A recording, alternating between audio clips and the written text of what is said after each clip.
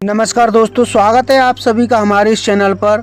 तो दोस्तों, आज हम बात करने वाले हैं एक ऐसे ऐतिहासिक समझौते की जिसने भारतीय स्वतंत्रता संग्राम के दौरान दलित अधिकारों की दिशा को एक मोड़ दिया।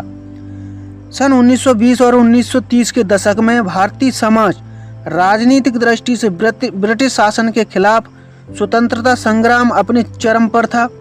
इसी समय भारतीय समाज में विभिन्न सामाजिक वर्गों के सांप्रदायिक अधिकारों और उनके प्रतिनिधित्व को लेकर भी काफी संघर्ष चल रहा था। पूना में होने वाले गोलमेज सम्मेलनों में गांधी जी ने किस प्रकार दलितों के जो मिले अधिकार उनको वापस लिया गया, किस प्रकार अंबेडकर और गांधी से तीसरी बहस हुई, तो चलिए जानते हैं हम वीडियो के माध्यम से इसमें विस्तृत से। दोस्तों, यदि हमारे चैनल पर नए हैं तो हमारे चैनल को सब्सक्राइब जरूर कर लेना ताकि मुझे मोटिवेशन मिले और मैं आपके लिए एक हिस्टोरिकल जानकारी भरी वीडियो लाता रहूं। वीडियोस देखते तो हैं मगर भाइयों, आपसे अनुरोध है कि हमारे चैनल को सब्सक्राइब नहीं करते, आप सब्सक्राइब जरूर कर लेना। चलिए वीडियो को स्टार्ट करते हैं बिना देर के हुए।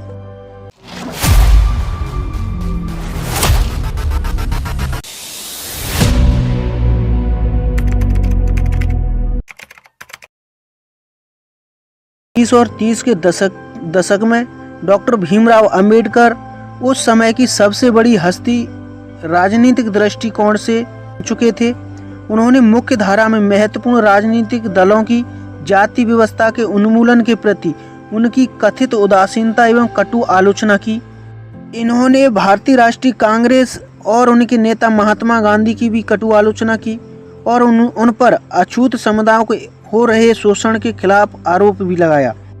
अंबेडकर जी ने अछूत समुदाय के लिए एक ऐसी अलग राजनीति की पहचान की वकालत की जिसमें ना तो कांग्रेस और ना ही ब्रिटिश सरकार किसी का भी हस्तक्षेप ना हो।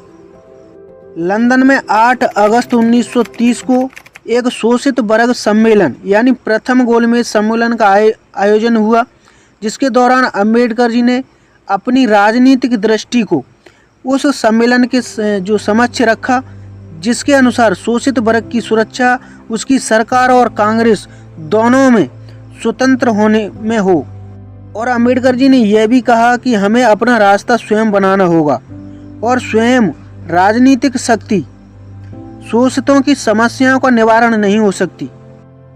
उनका कहना था कि दलितों और शोषितों का जो उद्धार समाज में उनका उचित स्थान पाने में ही निहित है। इस कारण अंबेडकर जी ने कांग्रेस और गांधी जी द्वारा जो चलाए गए नमक सत्याग्रह की भी कटु आलोचना की और उनकी अछूत समुदायों को बढ़ती लोकप्रियता और जन समर्थन के चलते उनको 1931 में यानी लंदन में हो रहे द्वितीय गोलमेज सम्मेलन में भी आमंत्रित किया गया। वहां जाकर अंबेडकर जी ने अछूतों को पृथक निर्वाचिका देने की मुद्दे की बात रखी। तब गांधी ने इन पर तीखी बहस हुई। अंबेडकर जी और गांधी जी से इस विषय पर काफ़ी तीखी बहस हुई। इसमें गांधी जी को यह शंका थी कि कहीं जो दलितों की पृथक निर्वाचिका अधिकारों की जो मांग है यह हमारे हिंदू समाज को का विखंडन कर देगी। गांधी को लगता था कि सवर्ण को छुआछूत भुलाने के लिए, उनके हृदय परिवर्तन लाने के लिए उनको कुछ वर्षों का समय दिया जाना चाहिए ताकि वे भाईचारा समझ सकें।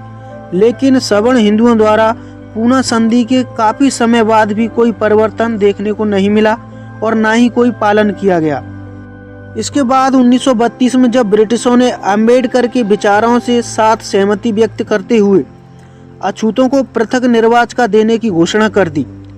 कम्युनल अवार्ड की जो घोषणा गोलमेज सम्मेलन में हुए विचार विमर्श का ही एक परिणाम था।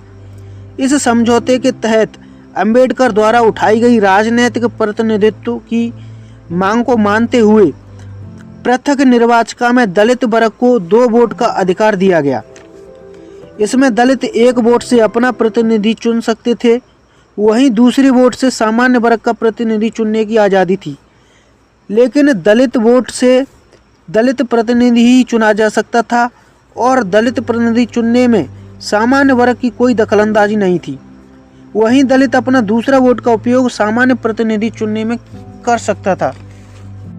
यह सूचना जब गांधी तक पहुंची तब गांधी जी ने पूना की येरवाड़ा जेल में थे, तभी उन्होंने प्रधानमंत्री के लिए एक पत्र लिखा कि यह डबल वोट का अधिकार वापस लिया जाए और गांधी ने अपनी मांग रख दी। लेकिन जब गांधी की बातों पर कोई ध्यान न दिया गया तब उन्होंने मरण व्रत की घोषणा कर दी।